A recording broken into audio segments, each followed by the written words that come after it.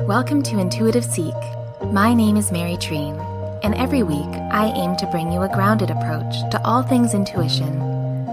Through personal stories, experiences, and practices, offering energetic reflections to help you discover, connect, and fully realize how your unique power of intuition is your own greatest teacher. Hello, welcome everyone. How are you? How was August? Looking back on the month, how was it? Were you able to surrender? Were you able to let go? Did a lot of things happen when you tried to surrender?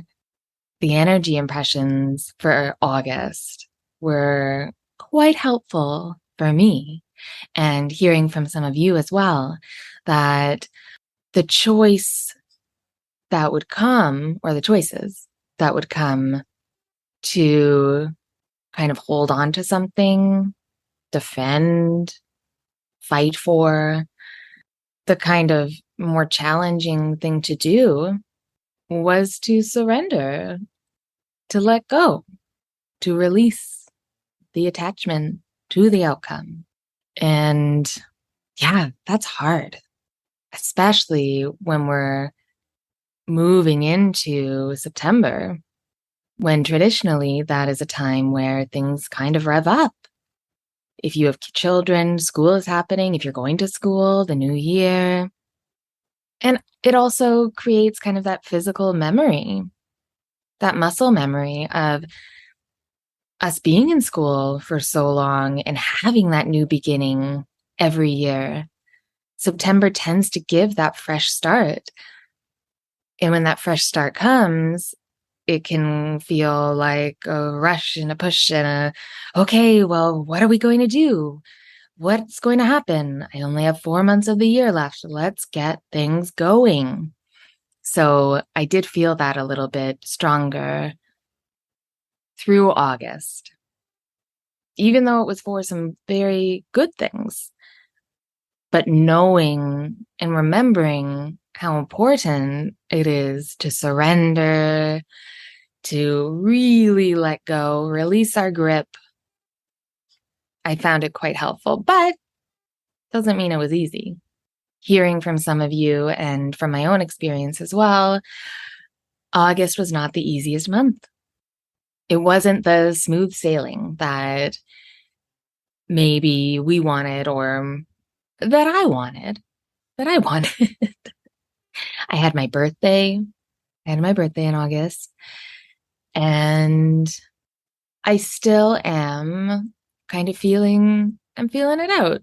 Having my birthday in August, turning 40, it was pretty wild because, do you know what? I really didn't know what to expect. And I knew that I didn't want a big party or a huge celebration.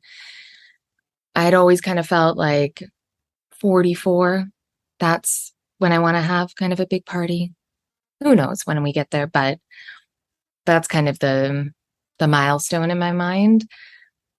But the 40, for me, and maybe some of you are going to have kind of a milestone birthday yourselves, and even any milestone in our lives, because of media and just the things that were shown in society, there can be so many expectations attached, hooked, melted into that experience.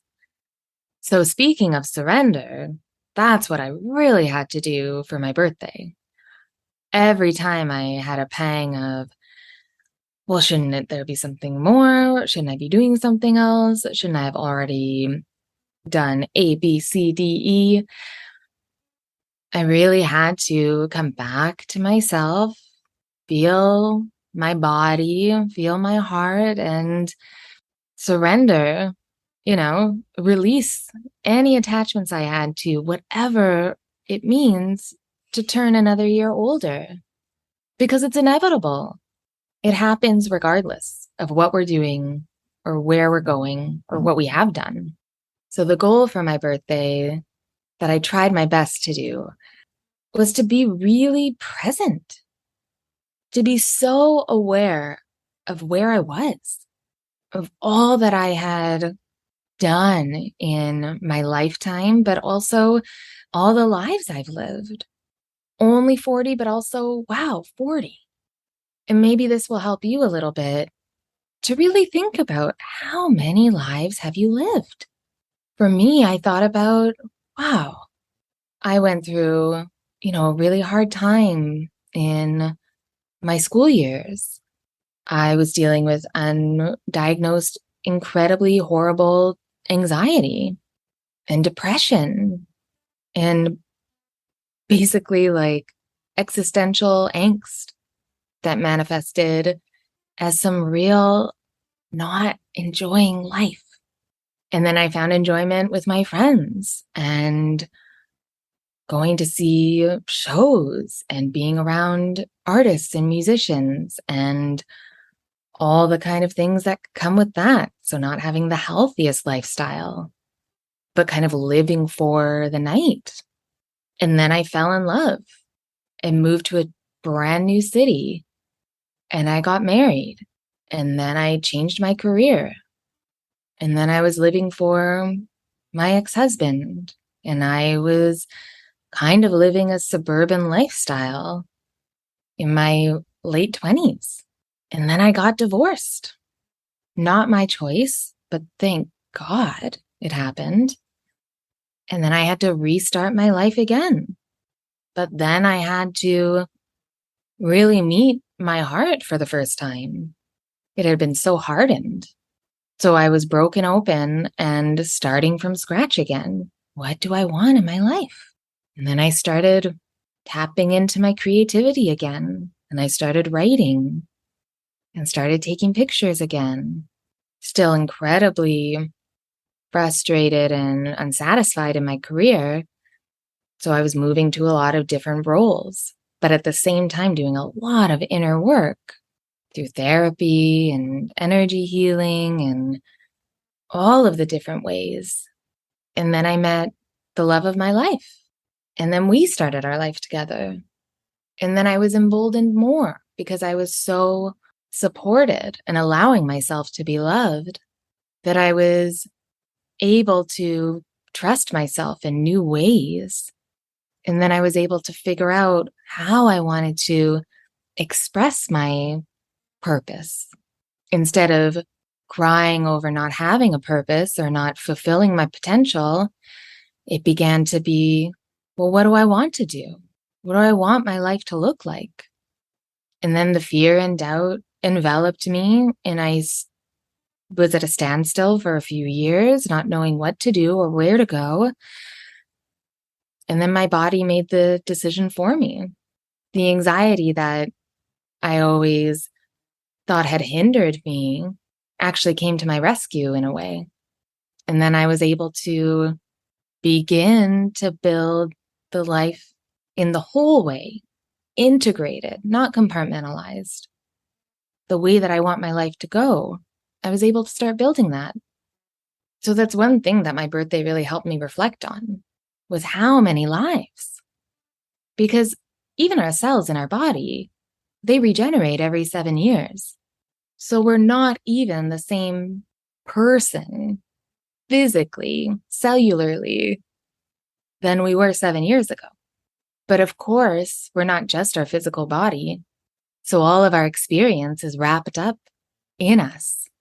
And sometimes it can feel like a weight that's holding us back. And sometimes it can feel like a well of every tool we would ever need to get whatever we want. And then sometimes it's in between.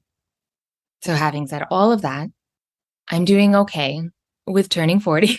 I'm pretty happy about it actually, because from looking back, realizing all the lives I've lived, realizing how much fun I've had within all of the heartbreak and betrayal and sorrow, there's been so much love and so much joy because there always is. There's both. And for me personally, and I feel like for some of you as well, my life just keeps getting better the older I get.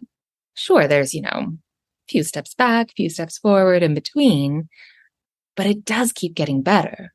And if I look at my life as evidence, then I'm so excited to see what comes in this second half of my life, if I'm lucky.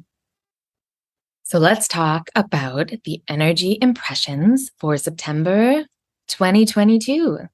September. Wow. We're here. We're in September, just like our birthdays, if we're lucky enough. It will eventually come. So September is here, whether you believe it or not. And I am welcoming it with bells on. So I was excited to feel into and connect to what the energy of September could offer us, what we can look at, what we can utilize. And when I did, the song Smile came to me, and it still is running through my mind as I'm speaking right now. And if you've ever heard that song, it's quite full of melancholy. But when I felt into that song and why it was playing for September, we'll say, I realized that, oh, this feels right. This is the duality that September will bring to us. The melancholy and the optimism that we can create space or have the opportunity to create space to smile truly, but to also, as we're smiling, recognize the feelings of sadness and heartache and fear and sorrow that may be there as well. That we're able to kind of hold both in a new way, in a grounded way. When we smile, when we truly smile, when we actively and consciously put a smile on our face, that's a really beautiful way to come back to our body, to move out of our head and bring our energy down, at least to the mouth. Because when we smile, it's not just our head that is moving. It's not just the muscles in our head. Our body recognizes that. It's an action. Actively smiling when it's not all happy and joy. That smile is almost like a hello to ourselves, like an I'm still here, that all the feelings we're feeling are part of our experience. They're part of us. That if we feel fear and doubt and melancholy or grief or anger, that we don't just give it away or shake it away or try to transform it or transmute it, that we just allow it. And even putting a smile on our face to recognize that, yeah, guess what? We're alive. To be able to feel, that's a gift. And if that annoys you, that's good. It should annoy us because it is annoying that all of these tough emotions, that they are kind of a gift. They are, even and especially when we don't want them to be. That's what I found. The energetics of them, 100%. And then when we smile in the face of the harder time, to almost add a balance or a way to witness it, it's that feeling of crying. And then after you've had that really good cry, you kind of smile to yourself like, oh, that was kind of, or, oh, I'm glad that's over. Or I'm glad I let that all out. Smiling at ourselves, it's a way to remember not to take life so seriously. The duality that September kind of brings to us of living from our hearts means that we can hold both joy and tragedy, love and disgust, elation and gutted grief. For September, it really almost feels like that song Smile was coming and running through my mind because it's reminding us that we're alive. And what is more grounding What helps us be here now more than ever than remembering that our heart is beating and we're breathing without even realizing it, and that we're alive. We are still here. And that's the way I feel about all of the breadth of emotions that we have. It's showing us that we're alive. It's reminding us of the life we're living every moment. And that's why it's a gift. Not in the way of, well, I'm so glad I'm feeling so horrible because then I will be able to move this into something else that is good for me and others. But to really just say, oh, yeah, that's right. I am a human being. And isn't that kind of remarkable? So for September, having the opportunity to live in all of our life, to smile and feel emotions that may not necessarily automatically make you smile. That helps us embody ourselves to be an active participant in our lives. And when we are able to do that, then we can create space. And that was the other really beautiful impression that I received, was this recognition of our experience and kind of honoring the beauty and the sorrow is also asking for us to honor what we are being called to create. What is your creativity asking of you? What have you been pondering, or what has been moving around in your mind, in your body, in your heart for maybe a really long time now that hasn't come to fruition yet, that you haven't realized yet? What is that thing? Because this month is the month for you to begin a fresh start for your personal, unique, beautiful point of view. The beauty that you create that can only come when you have felt it all. And when I look up the word create, because I love looking up the root, and when create space and creativity and create really felt strong for September, I was like, okay, let's look up the root again. I'm sure I have before, but let's look it up again. And the main etymology of it is to bring into being. But the earliest root of the word create, the Proto-Indo-European root, the meaning is actually to grow. And when I read that, I thought of, even in the smallest moments, our smile can grow on our face. And that sometimes it's not the easiest to grow that smile. And it made me think of, oh, when a smile is growing on our face from the heartache, isn't that the definition of growth? Like the lily pads in the mud. That beautiful flower only breaches the surface after spending a lot of time in the darkness and in the mud, being nourished through the stages that are not the easiest. But then the flower comes and blooms on the surface. So what, for September, what can you finally allow to grow? What have you let go of attachment from, surrendered to enough that you've created the space to allow something in your heart to grow, regardless of judgment from other people, maybe misunderstanding, and maybe pure criticism, because we can't control how people receive what we create. We're not meant to. And I feel that quite strongly, energetically, that we are really not meant to control the outcome of how other people receive what we do, even though it feels like we kind of can.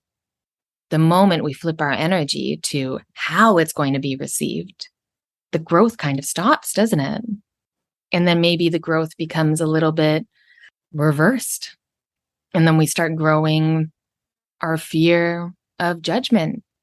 We start growing the cage around our heart and around the things we want to create, because it's just not worth it to us to have other people respond to it in ways that might hurt us. I know that. I spent so many years of my life hiding everything I made because I just was not in the mood. But now I know it doesn't depend on my mood. It depends on my commitment to be as authentic as possible to what I want to make. And that's why my work is so exciting to me. Whether I'm supporting through my intuitive energy healing practice, through my workshops, through this podcast, through my writing, through my photography, through it all. There's no limit. The only limit is when you stop paying attention to yourself, when you stop smiling, when you stop taking a moment to say, whoa, maybe everything hasn't worked out, but wow, I've been through a lot, just like everyone else in the world. And wow, I have so much to offer. And when you feel like creating something, it's not just for you. I really feel, and I've experienced, when you have an inspiration to create something, it's because there is something, someone who needs it. And you may never know the impact that it creates on somebody else. But committing to actually growing this creative idea, that impacts your spirit and your heart in such a beautiful way that it actually creates more inspiration and more creative juice. It's kind of shocking, actually. It's shocking to me all the time. So for September, what are you creating? What are you finally going to do that you know you want to do, that you know you want to grow? Not because you're ready, not because it's finally ready, not because it's time, but because you want to, because you feel it, and because you felt it for a long time. So why not do it this month? And when you're feeling fear or doubt around it, maybe you'll remember my voice saying, okay, but what about like just a little smile? What happens to your body when you smile, when you're feeling not the best? Because it's kind of great. It brings you back to the moment. And because you're focusing on creating the thing that you want to create, growing the thing or the things, smiling, remembering your physical body, embodying your feelings and the opposite of those feelings, then the last thing that I felt for September comes.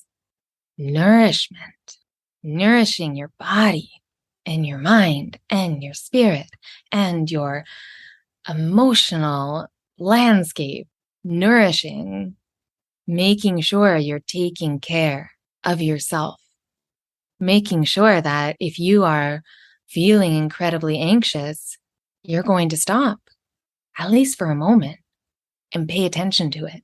And then maybe you'll smile to yourself in gratitude for actually making time for yourself in that moment instead of just speeding by. And if you haven't done my Meet Your Wise Heart meditation, this month is the month to do it. That is where you will remember what you were meant to create. And if you're up for it, you could do it 3 days in a row and see what comes. See what happens when you connect to yourself that deeply in a committed, consistent way for 3 days in a row. Talk about a solid foundation of being able to grow and create and make so much space for all that you have to offer. Because like I say many times over and over again, and I will never tire of saying it, the world needs what you want to give so much. We help each other so deeply when we actually commit to creating the things that we're inspired to create. That's art. That's the spirit of art anyway, that I feel. Because when we share what we have grown it creates growth for others. And then maybe we can bring into being the highest good of all by moving into the highest good of what we need to do. Then maybe we are bringing into being, creating the highest good of all, fulfilling the destiny of the world. Why not have that as an intention? So yes, I hope that for September, you are smiling, even though you may be feeling heartache and sorrow, that you are honoring and accepting the duality of your experience, recognizing your present and your life, and then connecting to your heart and yourself and your creative spirit, and really committing to creating, growing what you know you already want. That's already asking you to create, but you just haven't really done it yet. That's what this month, you can do it. I know you can. And I'm going to too. This is for everybody. This is for all of us. And then remembering, while honoring all of that creative energy and growth and duality in our emotions, that we're also taking care and nurturing ourselves to give ourselves what we need and to make sure that we're acknowledging how we're feeling. Because that wisdom that we hold in our body, that is the solid foundation of our lives. It's something that we can always go back to. When we listen to the wisdom of our bodies, that builds trust. And the more we listen, the more trust we build, and the stronger that trust becomes. And then the blocks and the hurdles and the limiting beliefs, however you want to say, the things that stop us from being ourselves and doing the things we want to do, those are much easier to move through and over and around. But then also smiling through it, because why not? So for September, I really hope that you smile and laugh at yourself smiling and create that space to create and grow the thing that you know is already asking to be grown, to take care of your heart and your mind and your body as best as you can so that you can show up for everyone that needs you, but specifically so that you can show up for yourself, and that you are really, the overarching theme of it is just being here, that you are in and of the world. So honoring our creative spirit and creating is the most natural thing in the world. And it only strengthens our connection to our intuition. It only deepens our connection to our intuition. And it makes it almost a default that you realize that you are intuitively led without even needing to create that intention, because it is the most natural thing we can do. So September, naturally, we will create, we will smile, we will grow, we will take care of our bodies and nourish ourselves, and really remember why we're here, why we're alive at all. And I can't wait to see what you create. Well, thank you for listening to this episode of Intuitive Seek. Please reach out to me with any questions, or if you wanted to share anything that may have come up for you during this episode, you can follow me or message me on my Instagram at Treenlight, TREENLIGHT, or you can check out my website, treenlight.com, TREENLIGHT. I will have all the links in the show notes for you to easily find everything, where you can learn about all the ways that I can support you. So thank you so much for all of your support. Be kind to yourself, and I'll talk to you soon.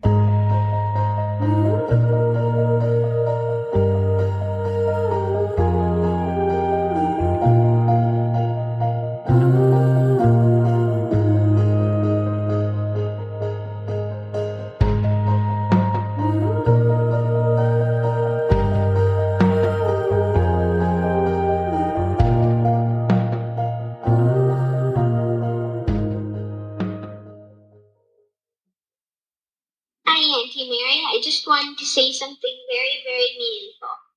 Cat.